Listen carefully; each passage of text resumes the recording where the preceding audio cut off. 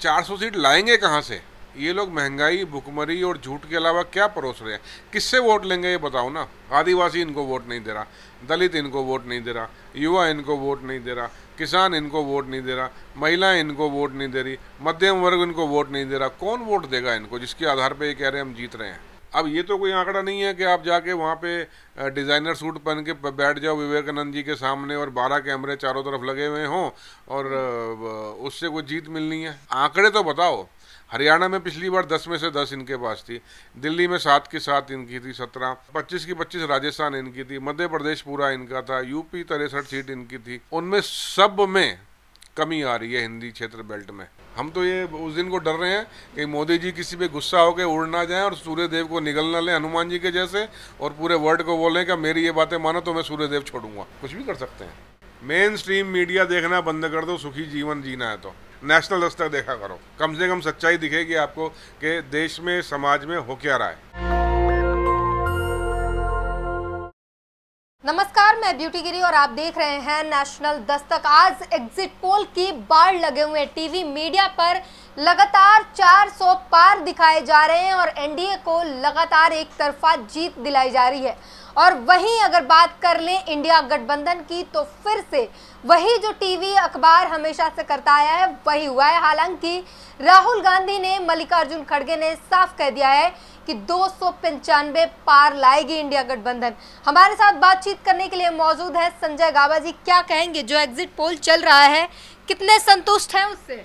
सब झूठ है, सब फर्जी, सब फर्जी, सब झूठ, सब दिखावा, सब छलावा, मोदी का माया जाल, बेवकूफ़ बनाने की मशीन। इसमें आपके चैनल के माध्यम से आग्रह कर रहा हूँ, इसमें फंसने की ज़रूरत नहीं है। इंडिया गठबंधन सरकार बना रहा है, इन फर्जी आंकड़ों में फंसने की ज़रूरत नहीं है। लोग कह रहे हैं कि राहुल गांधी ने एक आंकड़ा दिया 295, वो भी अपने आंकड़े, अपने रिसर्च के आधार पे नहीं दिया। सिद्धू मूसेवाले का गाना सुन लिया और वहां से 295 का दे दिया नारा। कौन लोग हैं ये, कहाँ हैं ये, कौन लोग हैं ये बताएं ना। सोशल मीडिया पर बातें नहीं, ये मैं आपसे एक बात आपके चैनल के माध्यम से बोलता हूँ। सबसे आसान काम है किसी को क्रिटिसाइज करना, राहुल गांधी जी को क्रिटिसाइज करना, और सबसे मुश्किल काम है राहुल गांधी बनना। ठीक है, राहुल गांधी जो आज एक एक शब्द जो बोलते हैं ना, वो उनकी मेहनत और उनका तजुर्बा और शब्द बन के बाहर निकलता है।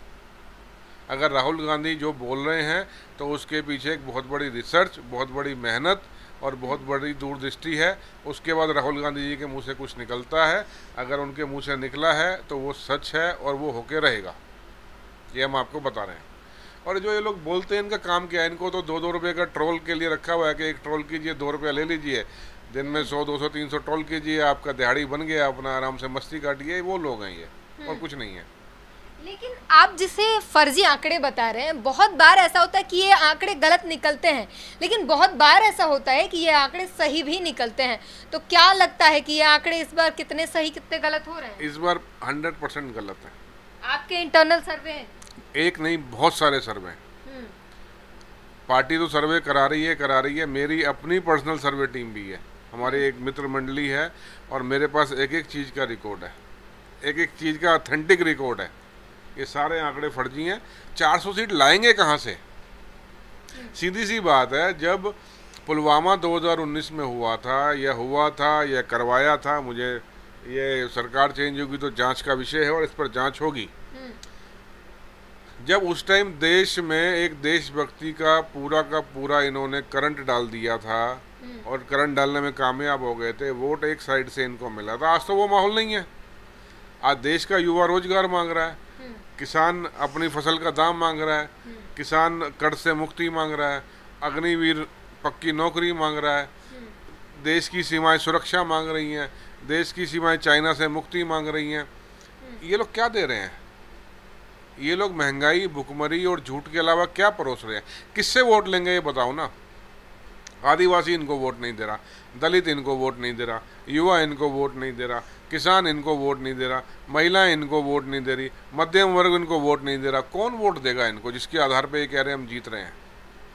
आंकड़ा तो कोई हो ना कि जिसके आधार पे नरेंद्र मोदी बोले कि हम जीत रहे हैं। अब ये तो कोई आंकड़ा नहीं है कि आप जाके वहाँ पे डिज़ाइनर सूट पहन के बैठ जाओ विवेकानंद जी के सामने और 12 कैमरे चारों तरफ लगे हुए हों और उससे कोई जीत मिलनी है। वो तो ढोंग है, दिखावा है। आंकड़े तो बताओ। हरियाणा में पिछली बार 10 में से 10 इनके पास थी, दिल्ली में 7 की 7 इनकी थी, 17, 25 की 25 राजस्थान इनकी थी, मध्य प्रदेश पूरा इनका था, यूपी 63 सीट इनकी थी। उनमें सब में कमी आ रही है हिंदी क्षेत्र बेल्ट में। और कहाँ से वोट लाएंगे? कर्नाटका में इनको सीटें कम हो रही हैं, महाराष्ट्र में 70% से ऊपर सीटें हम लेके आ रहे हैं, बिहार 80% सीटें हम लेके आ रहे हैं। कहाँ से ये वोट लाएंगे? कहाँ से सीटें लेके आएंगे? बताएं तो सही। आंकड़ों में बढ़ोतरी दिखाई जा रही है। उत्तर प्रदेश में 65 दिखाए जा रहे, 65-68 के बीच में है। बिहार में 38 सीटें दिखाई जा रही हैं। उत्तर प्रदेश में ये लोग 50 के नीचे जा चुके हैं, मैं आपको बता रहा हूँ, 45 के नीचे बल्कि। और बिहार जो 48 सीटें हैं उसमें ये 18 सीट भी नहीं ले रहे हैं, हम आपको बता रहे हैं। नीतीश बाबू ने इनको अंदर अंदर पूरा विरोध किया है इनका, जिनको इन्होंने किसी न किसी प्रेशर दे करके या किसी न किसी दबाव में, उनको पता नहीं क्या दबाव था, उनकी सरकार खराब करी। और महाराष्ट्र में इनको 10 सीट भी नहीं मिल रही हैं, हार्डली 10 सीट। हम भी घूम रहे हैं, हम भी देख रहे हैं ना चारों तरफ। कल से जब से एग्जिट पोल आने शुरू हुए हैं, हम देख सकते हैं कि भाजपा कार्यालय में जश्न का माहौल शुरू हो गया है, लेकिन यहीं कांग्रेस कार्यालय में बिल्कुल शांति है। क्या वजह है? देखो, उनको दिखावा तो करना ही है। अगर जश्न होना होता तो इलेक्शन जब से first phase, second phase, third phase, fourth phase, तब से मनाना शुरू कर देते। ऐसा क्या हुआ जो कल झूठ एक परोसा गया और उसके बाद जश्न शुरू हुआ है? ऐसा क्या हुआ है? वो जो झूठ परोसा गया है उस पर मखमल की चादर उड़ाने का, एक दिखावा करने का, एक पैकिंग करने का काम, ये भाजपा कार्यालय में जश्न मनाने का जो काम हुआ है वो है। ये भाजपा में हमारे बहुत सारे दोस्त हैं, आरएसएस में हमारे बहुत सारे दोस्त हैं, वो तक मुक्ति चाह रहे हैं नरेंद्र मोदी से। हम गलत नहीं कह रहे हैं आपको, नरेंद्र मोदी से वो भी मुक्ति चाह रहे हैं। भाजपा की इंटरनल सर्वे में और उसके बाद गृह मंत्री ने दावा कर दिया था कि 310 सीटें तो हमें 5वें चरण तक ही मिल गया था। भाई 543 सीटों में से वो तो 800 सीट भी ला सकते हैं, गृह मंत्री चाणक्य जो ठहरे। क्या कहेंगे उस पर हम? ये सब झूठ की दुकानें इनके। गृह मंत्री हैं, ऐसे उलझुल थोड़ी ना बके। गृह मंत्री है, मैं वही बोलता हूँ, तो उलझुल क्यों बकते हैं? मैं भी तो वही कह रहा हूँ। गृह मंत्री हैं, आदरणीय प्रधानमंत्री हैं। प्रधानमंत्री भारत देश की आन बान शान होता है, इनको मर्यादा रखनी चाहिए, इनको सच बोलना चाहिए, इनको तहजीब से बोलना चाहिए। गंदी मतलब उल्टी सीधी बातें, झूठ, गलत बातें, भाई मुजरा शब्द तो प्रधानमंत्री ने बोला था ना जी। अब मुझे तो आप, मेरी बहन है, आपके सामने बोलते भी अच्छा नहीं लग रहा है। किसने बोला था 50 करोड़ की गर्लफ्रेंड? प्रधानमंत्री थे ना उस टाइम मोदी, या कुछ और कहा था? कांग्रेस की विधवा शब्द किसने कहा था? प्रधानमंत्री गरिमा थी ये। आप जो कह रहे हैं गृह मंत्री हैं और झूठ थोड़ी बोलेंगे, या ये गृह मंत्री, प्रधानमंत्री से देश त्रस्त है, देश की जनता त्रस्त है, देश की अर्थव्यवस्था त्रस्त है। बाकियों का नंबर तो बाद में आता है जब इन्होंने आरएसएस को ही नकार दिया। आप चीज़ जान लीजिए, हमें हमारे माँ बाप जन्म देते हैं और पाल पोस के बड़ा करते हैं, और हम पढ़ लिख के एक अच्छी नौकरी में लग जाएं या एक हम अच्छे व्यापार को शुरू कर दें और उसके कुछ सालों बाद बोलें कि हमें इनकी ज़रूरत नहीं है, तो क्या ये ठीक बात है? ये व्यवहारिक बात है? आरएसएस ने इनको कब से इनको सींचा है और आज आरएसएस के बारे में बोलते हैं हमें आरएसएस की ज़रूरत नहीं है, हम खुद खड़े हो गए अपने पैरों पे। तो अब आरएसएस ने क्या किया है? आरएसएस ने अपना कैडर इनके पीछे से हटा लिया है। कहाँ से वोट लाएंगे? इनके बूथ में आदमी तो था नहीं। कल मैं लकीली पंजाब में था, कल मैं कहीं किसी काम से गया था और पंजाब के एरिया को मुझे तकरीबन 150 किलोमीटर ट्रैवल करना पड़ा। भाजपा के बूथ पे आदमी नज़र नहीं आया मुझे, क्योंकि मैं गाँव में ट्रैवल किया हूँ, और तो गाँवों में मेरे को वो छोटी छोटी जगहें होती हैं, तो हाईवे पे, रोड पे बैठे मिलते हैं लोग, और कांग्रेस के बूथ भरे पड़े थे। एक सवाल, तो ये वोट कहाँ से लाएंगे? एमपी कहाँ से लाएंगे? वो तो मालूम पड़े ना। ऐसे बोल दिया कि कोई के। अच्छा, एक चीज़ देखिए कितना डिफरेंस है। 228 से 200 इतने भाजपा ला रही है, एनडीए इतने से इतने ला रहा है। मतलब एक डिफरेंस भी जो है ना, वो डिफरेंस भी 50-50, 60-60 सीटों का मीडिया दे रहा है। हालांकि मैंने तो उनको देखना बंद कर दिया है, पर मजबूरी ये हो जाती है कि ऐसी कोई ना कोई चीज़ होती है, फ़ोन आने शुरू हो जाते हैं, तो डिस्कशन का पॉइंट बन जाता है। मैं आपके माध्यम से जनता को आग्रह भी करता हूँ, आगाह भी करता हूँ, मेन स्ट्रीम मीडिया देखना बंद कर दो, सुखी जीवन जीना है तो मेन स्ट्रीम मीडिया देखना बंद कर दो, नेशनल दस्तक देखा करो। कम से कम सच्चाई दिखेगी आपको कि देश में, समाज में हो क्या रहा है। अभी ये भी बातें कही जा रही कि 4 तारीख को आप लोग धरने पे बैठने वाले हैं और कहने वाले हैं कि ईवीएम हैकिंग हो गई, घोटाला हुआ है, ये सब कुछ आप लोगों की पहले से प्लानिंग है। देखिए, नरेंद्र मोदी ने एक बहुत गलत काम किया, देश की अर्थव्यवस्था को बहुत धक्का पहुंचा उससे। उसको भगवान भी माफ़ नहीं करेगा और हम तो माफ़ करने से रहे। उसको एक बकबक करने पर टैक्स लगा देना चाहिए था। तो कम से कम जो 200 लाख करोड़ लोन बढ़ गया है ना, तो जितने भाजपाई चपड़ करते हैं उस पर अगर वो टैक्स लगा देता तो बेचारे मोदी को 200 लाख करोड़ रुपए कर्जा ना लेना पड़ता, उतना खजाने में पैसा आ जाता। मौन व्रत कर रहे थे तब भी तो आप लोग चुनाव आयोग पहुंच गए थे, तब भी आपको पसंद नहीं आया। भाई हम ये कहते हैं कि अच्छा ये बताओ, हम अपने बड़े बुजुर्गों की बात को बोलते हैं ना कि हमारे बड़े बुरे ये बोल गए थे, तो बड़े बुजुर्ग हमारे ये बोल के गए हैं कि भोजन और भजन चुप का एकांत का होता है। मैं तो आज देख के हैरान रह गया, मैं आपको दिखाता हूँ इतने निकाल करके। लकीली वो एक व्यंग आता है भगत राम का, मैं आज भगत राम का व्यंग देख रहा था और उसमें मैं तो देख के हैरान रह गया। ये 9 कैमरे मोदी के 9 एंगल से फोटो दिखा रहे हैं उसमें। ये ध्यान हो रहा है, ये मौन हो रहा है, ये चुप्पी हो रही है, ये ढोंग हो रहा है। 10 एंगल से कैमरा फोटो ले रहा है एक आदमी का जो ध्यान में लीन है। आप देखिएगा मोदी जब बैठे हैं ना, उनके कपड़े भी वहाँ सलीके से ऐसे किए जैसे किसी डिजाइनर ने किया हो। पर ढोंगी बाबा को जरा पहचानो जी, सोशल मीडिया पे ये सारी तस्वीरें हैं, है ना? आप इसको ध्यान बोलती हैं? उनका तो मौन व्रत है। रवि किशन कह रहे हैं कि सूर्यदेव को शांत कर दिया मोदी जी ने। भाई कल को ये ना कह दें सूर्यदेव को इन्होंने अपने घर में लाइट की जगह लगा दी है, कुछ भी कह सकते हैं भाई। ये रात को गर्मी ज़्यादा हो रही थी, चंदा मामा को नीचे बुला लिया, ठंडा कर जाओ मेरा महल। मोदी जी ये कुछ भी कह सकते हैं, मैं उसमें अब क्या टिप्पणी करूं। एक हनुमान जी ने सूर्य निकल लिया था, अब अगली बार मोदी जी गुस्सा आ जाए कि ये ना उड़ दें हनुमान जी की तरह सूर्यदेव को निकलने के लिए। कुछ भी कर सकते हैं। अभी तो रहे हैं कि वो अवतरित हुए हैं। ये देखिए, हाथ जोड़ के पीछे से, आगे से, साइड से, कोने के एंगल, सामने, ऐसा नीचे बैठे हुए कोई नीचे लेट गया होगा। ये एंगल देखिए, ये एंगल देखिए। ये एंगल जब आता है जब मैं यहाँ बैठा हूँ, कोई नीचे से लेट के फोटो ले रहा हूँ मेरा। भैया आप कैमरा वाले, मैंने ये यही है ना एंगल, यही है ना, मैं गलत तो नहीं कह रहा हूँ। तो पीछे से देखिए, ये क्लोजअप देखिए, ये ढोंग हो रहा है, ध्यान हो रहा है, ये ढोंग है।